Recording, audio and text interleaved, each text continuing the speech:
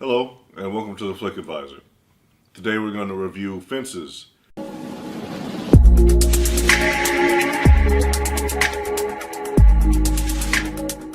Fences is the third film directed by Denzel Washington. Denzel Washington also stars in the movie. The previous films Denzel Washington directed were Antoine Fisher and The Great Debaters. So he's here behind the camera and in front of the camera once again on Fences.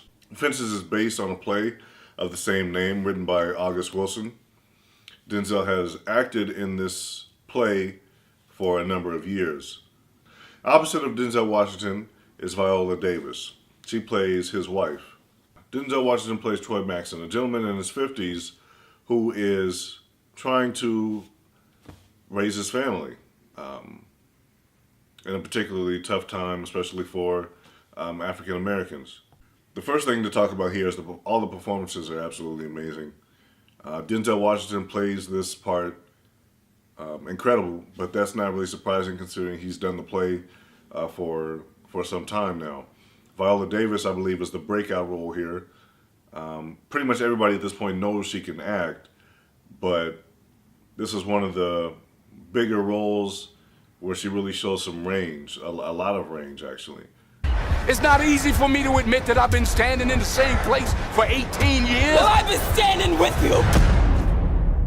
I gave 18 years of my life to stand in the same spot as you. I feel like it's important to note that this is not a feel-good movie. I would like to also point out that one of the things that kind of takes you out of the movie is there are moments where you can tell that you're essentially watching a play. There are moments where there are long takes, and if you were watching a movie that wasn't based around a play, there would have been cuts to other places. Instead of people talking about why something happened somewhere else, in your normal movie, we would just show a shot of the something else that happened at the other place. But because you could tell that it's based on a play, the conversation happens there and they just allude to it. That, again, doesn't take you out very long, but it takes you out for a second until you remember, oh yeah, I'm watching a play, I forgot. So the movie's about Troy Maxson. Troy Maxson is, I believe, a 54-year-old African-American male trying to raise a family in the 1950s. The movie tries to show you different problems and different struggles that man and that family might face in this time frame. There's a plot that's based around the son who wants to play football, but Troy Maxson has had bad luck with sports. Apparently he was an excellent baseball player, but he wasn't allowed to go to the major leagues because of his color. By the time Jackie Robinson came around, he was already too old to go, so he has bad feelings about sports while his son wants to go off and partake and try to make it as a football player. This causes some friction between them because Troy Maxson thinks he knows better and he thinks he's saving his son from disappointment, and the son thinks that Troy is trying to hold him back from being greater than he ever was. He got recruited by a college football team. It ain't gonna get him nowhere. If he be like you in the sports, he gonna be all right. Ain't but two men ever played baseball good as you. And what it ever get me? I ain't got a pot to piss in or a window to throw it out of. I don't want him to be like me. I want him to get as far away from my life as he possibly can get. You the only decent thing ever happened to me, Rose. You never done nothing but hold me back, afraid I was gonna be better than you. One thing I like about the movie is that it shows you that all these characters are flawed. You pretty much like all the characters, but each one has flaws, and that's, kind of how real life is. Nobody is 100% perfect. Nobody's 100% bad. So even the characters you do like Denzel, but slowly but surely his flaws start to come out, and then you don't necessarily pull back from him. As a matter of fact, some people might even gravitate more towards him because he begins to seem more like a real person. Anybody who's been around family issues will be able to relate to these stories. Almost to the point where you begin to feel uncomfortable in your seat if you've ever been around family arguments.